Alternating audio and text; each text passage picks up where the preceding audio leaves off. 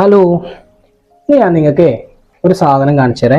ഇത് നമ്മുടെ നോർത്ത് ഇന്ത്യയിൽ വന്നിട്ട് ഞാൻ 2018 മുതൽ ഉത്തർപ്രദേശിലാണ്. അപ്പോൾ അവിടെ വന്നിട്ട് എനിക്ക് കിട്ടിയ ഒരു വെജിറ്റബിൾ ആണ്. ഇത് കുക്കൊന്നും ചെയ്യില്ല കേട്ടോ. ഇതിന് ഇവർ സ്നേക്ക് കുക്കുംബർ എന്നൊക്കെ പറയാ.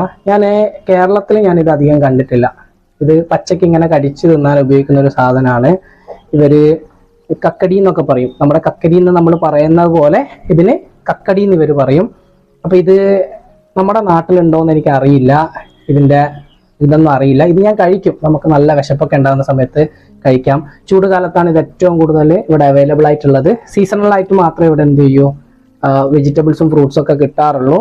മാക്സിമം ഇവര് നമ്മളെ പോലെ എല്ലാ സമയത്തും എല്ലാം അവൈലബിൾ ആയിട്ടുള്ള ഒരു ഗ്രാമമൊന്നുമല്ല ഉത്തർപ്രദേശിലെ ജോൺപൂർ എന്ന് പറഞ്ഞ സ്ഥലം.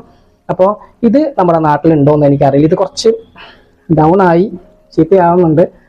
വേഗം ചീത്തയാവും. ഇവിടുത്തെ വെജിറ്റബിൾസ് ഒക്കെ എല്ലാം ഗ്രാമത്തിൽ നിന്ന് വരുന്നാണ്ട് വേഗം ചീത്തയാവും. അപ്പൊ ഇങ്ങനെ ഒരു സാധനം നമ്മുടെ നാട്ടിലുണ്ടോയെന്ന് അറിയില്ല. ഇതിപ്പോ ഞാൻ വാഷ് ചെയ്ത് വെച്ചതാണ്. പിന്നെ നല്ല ടേസ്റ്റ് ആണ്. നമ്മുടെ കക്കിരിയൊക്കെ കഴിക്കുന്ന പോലെ നമുക്കിങ്ങനെ കടിച്ച് കഴിക്കാം.